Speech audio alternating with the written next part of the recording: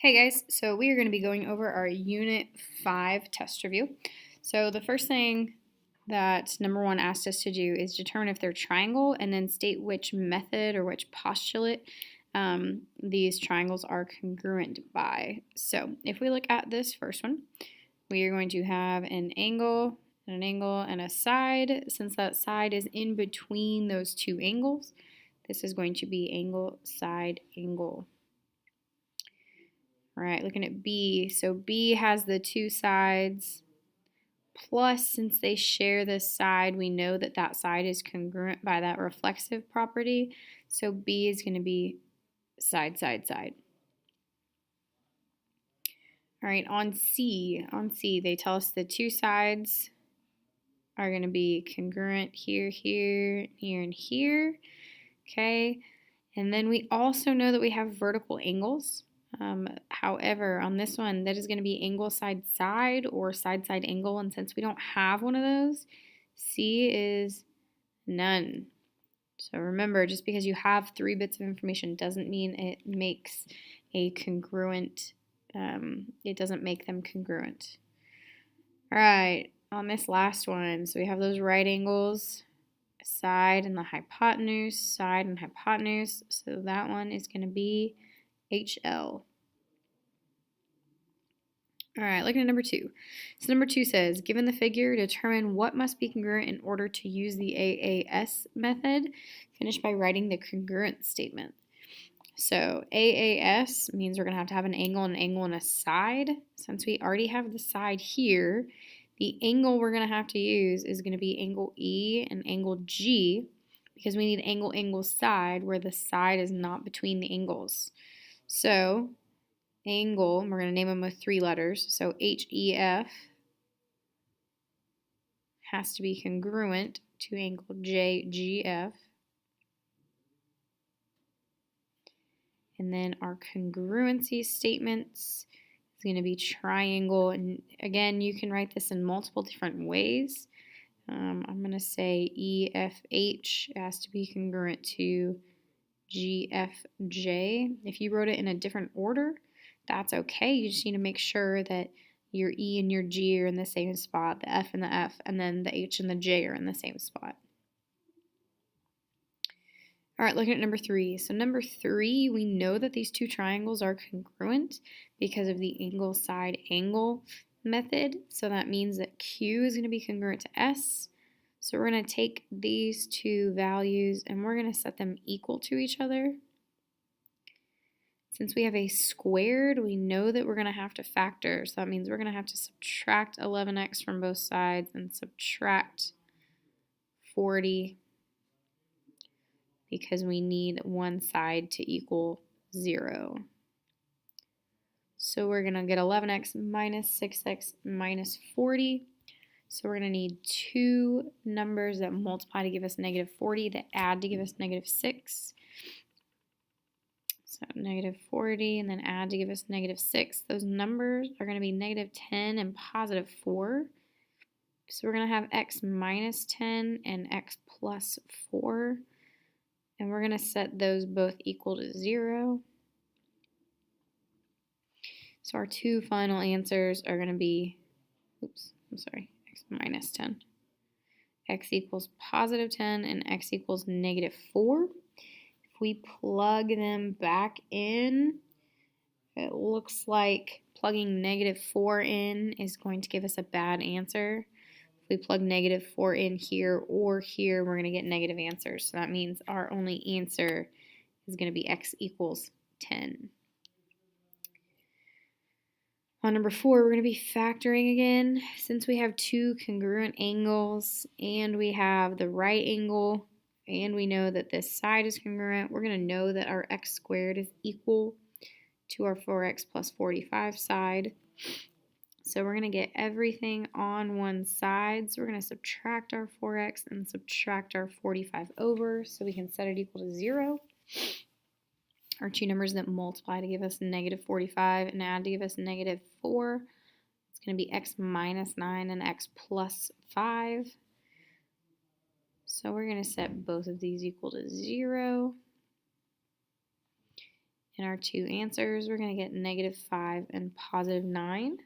Okay, if we plug these back in, if we plug -5 in, we're going to get a positive answer. If we plug 9 in, we're going to get a positive answer. So we're going to have both answers for this one. All right, on number 5. So if it helps, I always draw it out. So WHF is congruent to JRN. Rewrite that J. So it says JNR. So JNR. So we're going to have to do WFH. So WFH. All right, solve for X and Y. So we're going to have a right angle, which means this is also a right angle. And in our triangle, we can find the missing angle right here. So we'll do 180 minus 90 minus 34. So that missing angle right there is going to have a degree of 56. So that means that this angle right here is congruent to 34. So 9x plus 2y equals 34. And 15x plus 4y equals 56. I'm going to take this top equation and I am going to multiply it through by -2 to get that y to eliminate. So we're going to multiply everything through by -2. So we're going to have -18x minus 4y equals -68. So we're done with this top equation. So we'll have -3x. That cancels out. And then 56 minus 68 is going to give us -12. Divide by -3 on both sides. And x equals +4. So we're going to plug that back in. So 15 times 4 plus 4y equals 56. 15 times 4 gives us 60. So 60 plus 4y equals 56. So we're going to subtract 60 from both sides. So 4y equals -4. So that means y equals -1.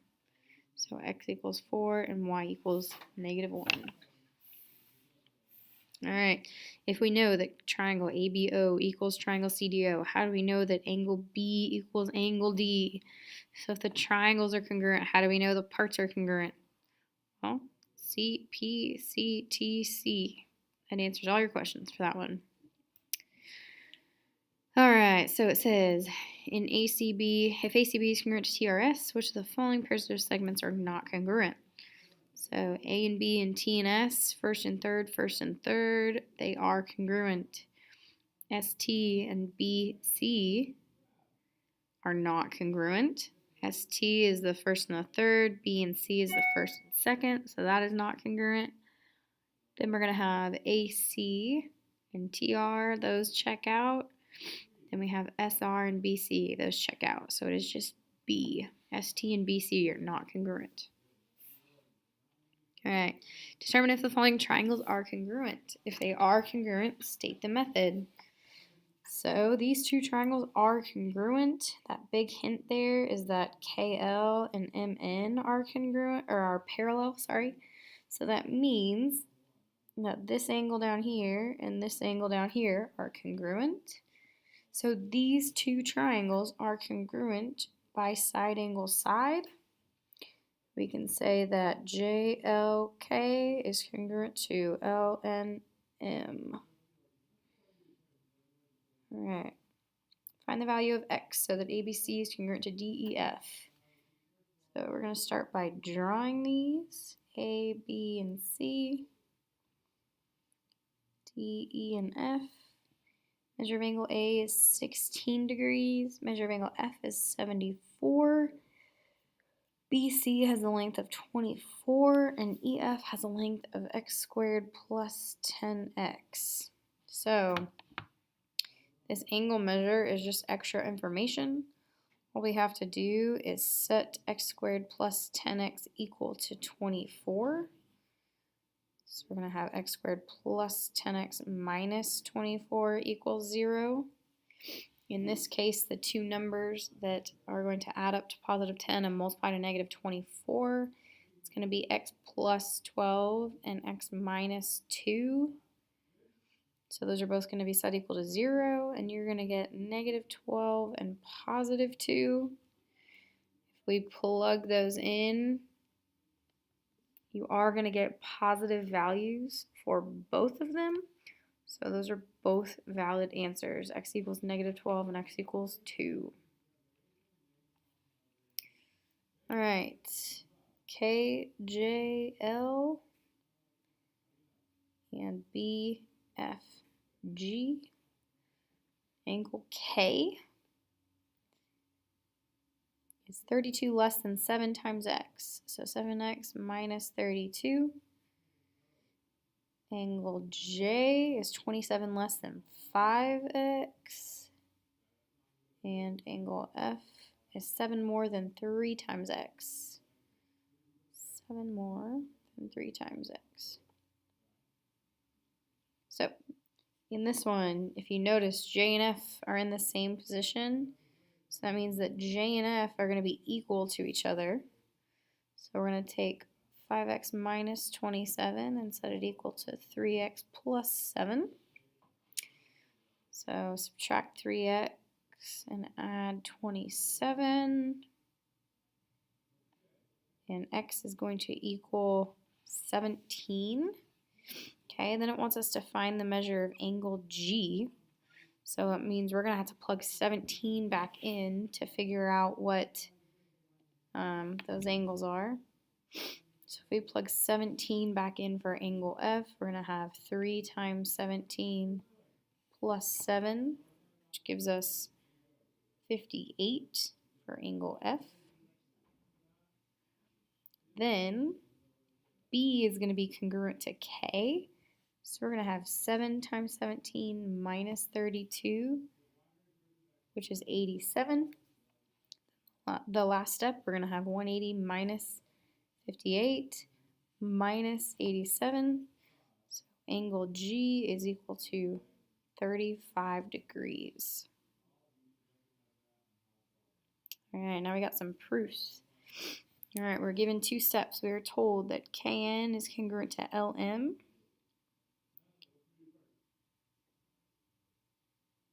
And we are also told that KN is parallel to LM. That is given, and that is given. So these two are parallel, KN and LM. Okay, so if KN is parallel to LM, then we know that angle KNL is congruent to angle MLN because those are alternate interior angles. That is that angle right there. Then we also know that LN is congruent to itself because of our reflexive property. So then we have enough information to say that those two triangles are congruent. So triangle KLN is congruent to triangle MNL by side angle side. All right, number 13, it says AC bisects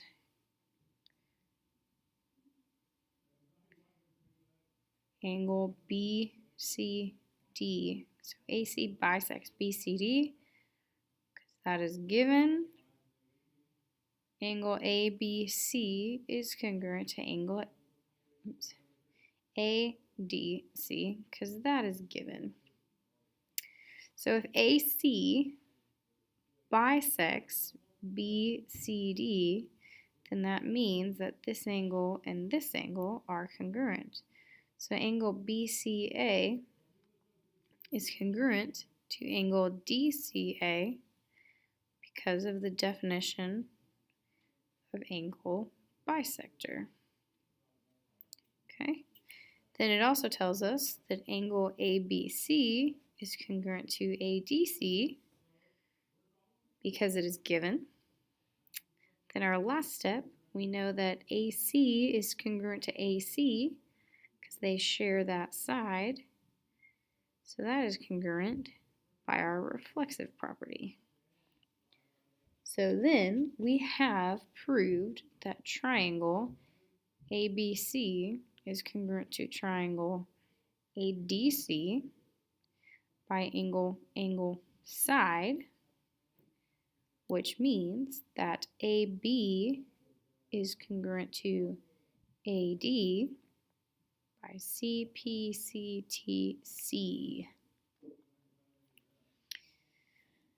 All right, number 14, lots of parallels. So QR is parallel to ST because that is given. RS is parallel to TU, and that is given. So RS is parallel to TU. Then it also tells us that QS is congruent to SU, and that is given. So QS is congruent to SU. So with these parallel lines, we can prove a couple things. With QR being parallel to ST, then we know that angle RQS is congruent to angle TSU because those are corresponding angles. And then, using our other parallel lines, RS and TU here, we know that angle RSQ is congruent to angle TUS because those two are corresponding angles. So then we have angles here and we have angles here. So that means that triangle RSQ is congruent to triangle TUS by angle side angle, and that our angles QRS is congruent to angle STU by CPCTC. All right, this last part, 15, 16, 17, and 18, is just looking at solving some systems and solving some factoring. So doing some systems on this first one, I'm going to cancel out our y's by multiplying this top one times -1. So we're going to have negative 8x minus y equals 16. So our y's are going to cancel. We're going to have negative 11x equals negative 5 plus 16, which is positive 11. So dividing by negative 11 and x equals negative 1. Then we just have to plug that back in. So 8 times negative 1 plus y equals negative 16. So we're going to have negative 8 plus y equals negative 16. Add 8 to both sides and y equals negative 8. So our final answer is negative 1, negative 8. On number 16, so we can kind of do that same thing. We can just multiply this top one times negative 2. So we'll have negative 14x. Oh, I'm sorry. That's totally a lie. Multiply by negative 1. So we're going to have negative 7x minus 2y equals negative 24. So those are going to cancel, and we're going to be left with x equals 6. Then we just have to plug that in. So 7 times 6 plus 2y equals 24. So 42 plus 2y equals 24. So if we subtract 24 minus 42, we're going to get negative 18. Divide by 2 and y equals negative 9. So we're going to be left with 6, negative 9. All right, now we're just going to have some factoring. So x squared minus 10, x plus 25, factors of positive 25 that add up to negative 10. We're going to have x minus 5 and then x minus 5. So we're going to set both of those equal to 0, even though you get the same answer. So you're going to get x equals a positive 5. For this next one, we're going to have to move some stuff around. So we're going to have to subtract 2x squared and minus 48 to both sides. So over here, they're going to cancel, and we're going to be left with 0. On this side, 3x squared minus 2x squared is going to be left with a 1x squared minus 2x minus 48. So factors of 48 that are going to add up to, or negative 48 that add up to negative 2. We're going to get x minus 8 and x plus 6 equals 0. Then we're going to set both of those equal to 0. And we're going to get x equals negative 6 and x equals positive 8.